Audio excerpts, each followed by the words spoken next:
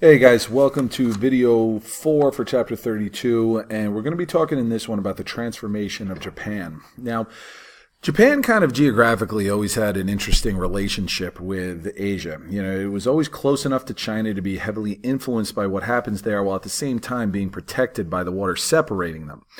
When the industrialized world arrived in Japan, they had to decide if they were going to resist like China did, which, as we talked about in the previous section on the previous video, was a failure, or try to adapt and be like the West. Japan decided that they were going to go with option 2, and this would result in the end of the Tokugawa shogunate and also have tremendous reforms that would impact Japanese history heading into the 20th century. So let's talk about how we went from Tokugawa to Meiji.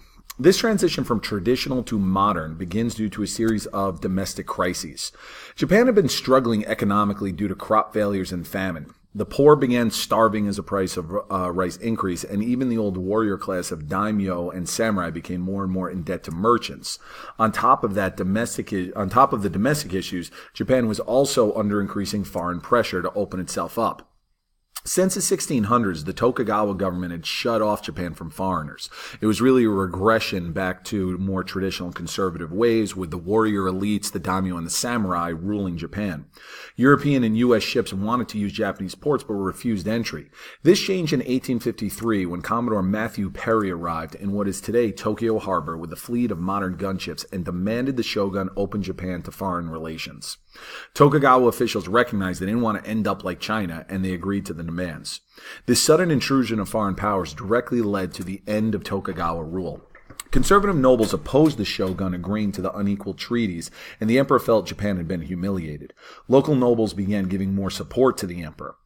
A brief civil war was won by the emperor's forces, who made use of European training and weapons. Kind of ironic, the fact that they made use of European weapons and adapted to European styles, but what started it was their anger over making concessions to the Westerners in the first place. In any event,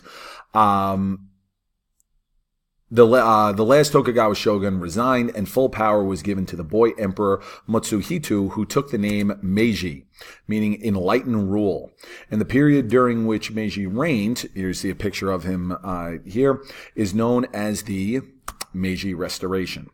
It's called the Restoration because it returned authority back to the emperor and ended shogun rule, which had been in place since 1185. Besides that, it wasn't so much a restoration as a new beginning. It looked to the Europe and the U.S., right, as the Western countries as an example to follow in becoming a wealthy industrialized nation. You see the picture of the Emperor Meiji. That kind of tells you an awful lot in his style of dress. He looks much more like a French or German military commander than he does a traditional Japanese emperor or daimyo. So in becoming more like these nations, the first Japan had to abolish the old social order, right? They had to get rid of the old ways. And that's why you see, scenes more like the picture where the leaders are wearing more kind of westernized military garb. You see even the women are wearing, something that you would see in Paris or London. And so they started to turn away from the old Japanese traditions. Not completely.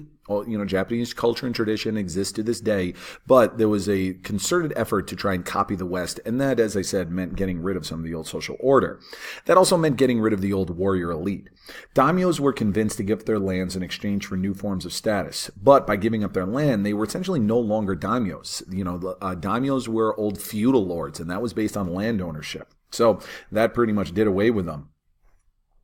The government also eliminated these guys, the samurai class. Samurais were banned from wearing their armor and carrying their swords in public. They had to chop off the top knots, the ponytails and so forth. So essentially it was stripping them of their identity. Now, some samurai did resist, but a new modernized army had little trouble putting down any uprisings. The biggest change to the government was the creation of a constitutional monarchy. This new constitution created a legislative branch to the Diet, but it didn't establish much in terms of checks and balances. The emperor still has almost supreme power and could dissolve the Diet whenever he wanted. The Diet could advise the emperor, but could never veto or check his power. The constitution also did little to protect the rights of the lower classes. Now, all this being said, it was still a step in the right direction towards representative government that did not exist in Japan prior to this. More sweeping changes were made to remodeling the economy. Japanese leaders were convinced that a strong industrial economy was the key to national strength. They sent students and officials to Western countries to learn and bring back these lessons, a lot like they used to do with China in classical times. They expanded the railways, they used steamships like you see in this picture here, they removed barriers to foreign trade, and they even introduced a universal public school system for both males and females. The Zaibatsu, right, that we discussed back in chapter 30, they became very wealthy from the industrial production during this time. Now, this was not without economic drawbacks, though. All these government programs cost money, and government money comes from taxes. Peasants shouldered the largest burden through land taxes, leading to poverty and famine in the countryside. The government did very, very little to alleviate this because their focus was on economic and industrial and military growth. So if the peasants had to suffer, then they had to suffer. The government also didn't tolerate unions or labor movements. Even with these negatives, though, the Meiji government transformed Japan into a major industrial power. They were the only Asian nation to have the type of power achieved by Western Europe and the U.S. Unfortunately, though, this industrialization would need more expansion, and Japan's imperialist policies would lead directly into large-scale conflicts in the 20th century. Okay, so that wraps things up for Japan. It also wraps things up for Chapter 32.